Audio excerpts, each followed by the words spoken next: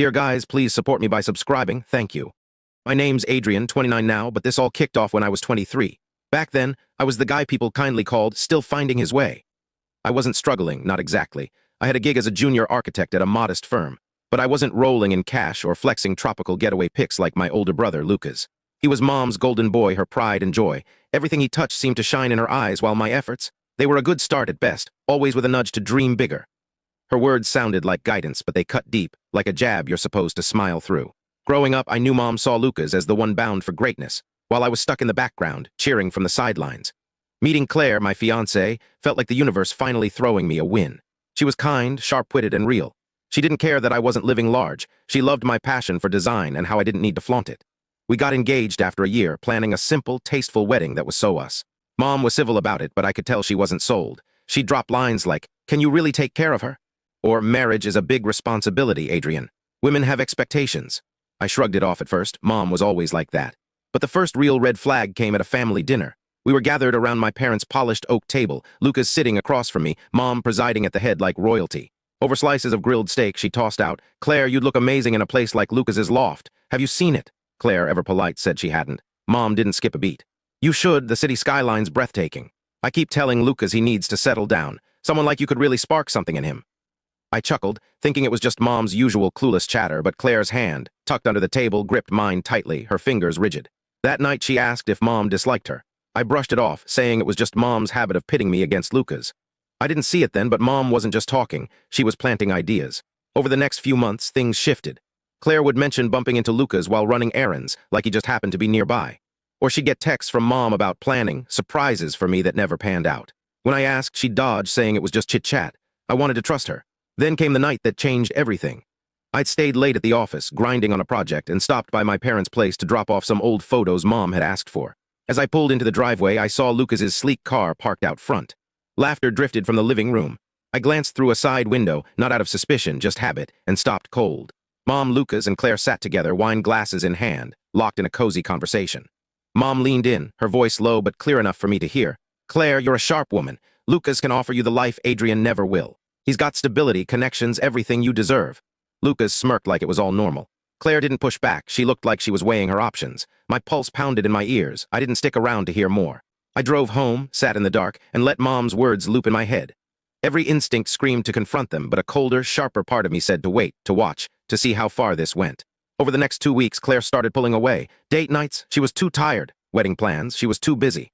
Then one night, she sat me down at my own kitchen table, hands clasped like she was at a board meeting.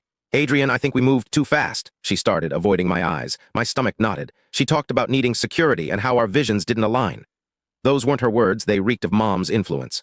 Then came the gut punch. "Lucas gets what I need." I didn't ask if she meant emotionally or otherwise. I didn't have to. Within a week, she packed her bags and left. No yelling, no pleading, just her walking out, suitcase in hand, with a look that was half guilt, half victory. I knew Mom had won. I cut them all off after that. No calls, no texts, no holiday dinners. I quit my job, moved to a new city, and rebuilt my life with a focus I'd never had before. I didn't tell them where I went. To them, I was gone, like I'd evaporated. And in a way, I had. But disappearing lets you choose when to return, and I did, years later, at a dazzling charity gala. I wasn't the still-finding-his-way kid anymore. I was the man running the show, hosting the event under glittering chandeliers. When Mom, Lucas, and Claire walked through the doors, arm in arm like some polished family portrait, I smiled. The second they realized who I was and who stood beside me, their faces froze. My wife, radiant in a sapphire gown that shimmered with every step, leaned in and whispered something that made me laugh. The air crackled with tension. Mom's smile wavered, Lucas's grip on Claire's arm tightened, and Claire looked like she'd walked into a ghost story she thought was long buried.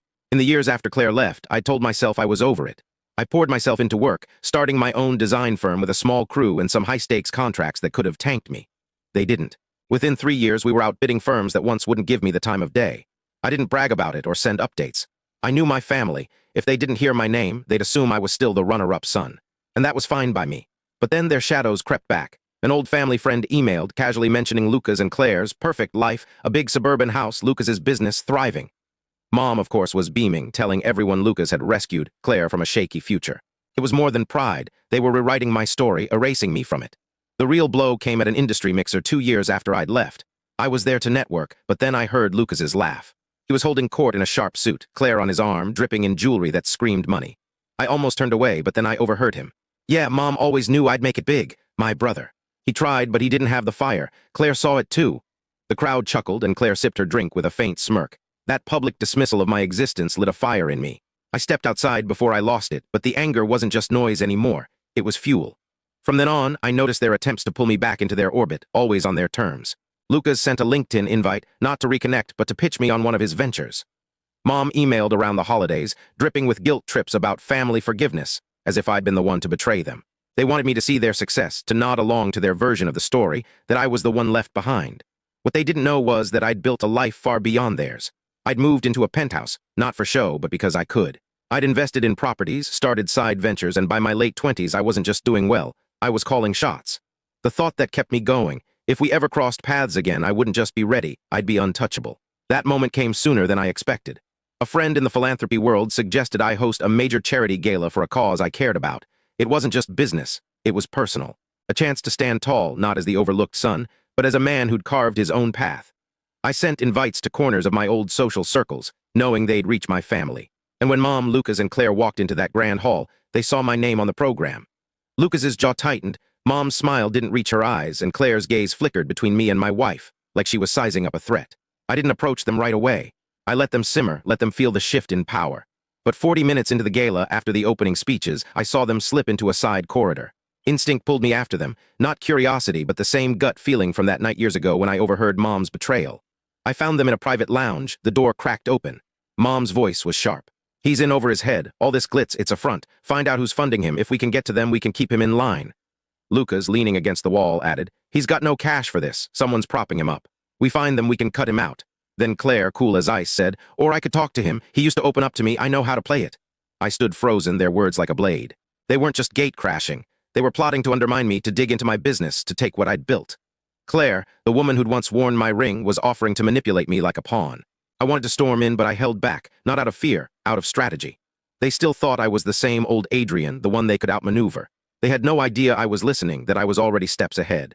My wife appeared at the corridor's end, catching my eye. I signaled her to hold off, and she slipped back into the crowd. Then Mom's voice cut through again. He's always been the weak one. He's lucky we showed up.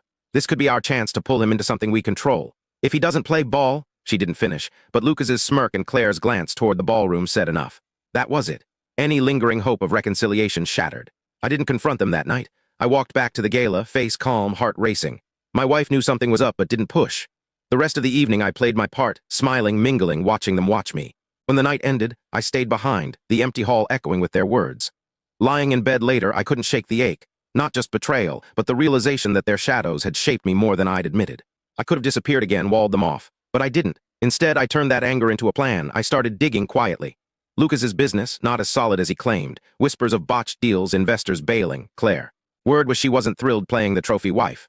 Mom, still pulling strings, but her influence was fading. I didn't act yet. I waited, letting the pieces fall into place. The months after the gala were relentless. I threw myself into my firm, sharpening every pitch, landing contracts that made headlines.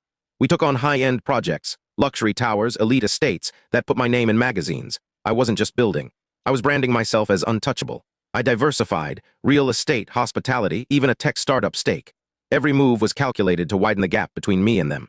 My wife and I traveled, Barcelona, Maldives, Tokyo, living a life I'd earned without their approval. She was my rock, sensing my shifts without me needing to explain. I hosted exclusive dinners, rubbing elbows with senators, CEOs, artists, people who mattered. Word spread, I wasn't just a player, I was a kingmaker. Meanwhile, Lucas's star was dimming. Failed contracts, over-leveraged loans, a mansion he couldn't afford. Claire, restless, spotted with another man, laughing too closely. I didn't gloat. I bided my time. The real opportunity came when I was tapped to co-chair a massive fundraising gala, bigger than the last. It was a power hub, deals sealed over whiskey, futures made in a glance. I added their names to the guest list, not as a gesture, but as a trap. They'd come too proud to decline. And when they did, they'd see me at the center of a world they couldn't touch.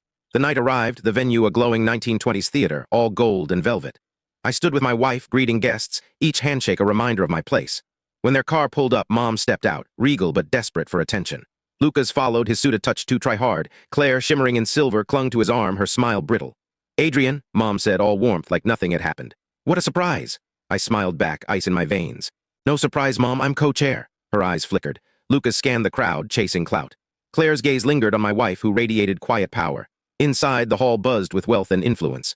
Their table was strategically placed, close enough to overhear key players, including investors tied to a development Lucas was chasing. I worked the room, dropping hints about selective partnerships. When I reached their table, I said, "Lucas, heard you're eyeing real estate. That downtown project," he perked up too eager. "Yeah, it could be a fit," I nodded slowly. "The one my firm's funding, we're picky about partners, stability, reputation, you know." The silence was electric.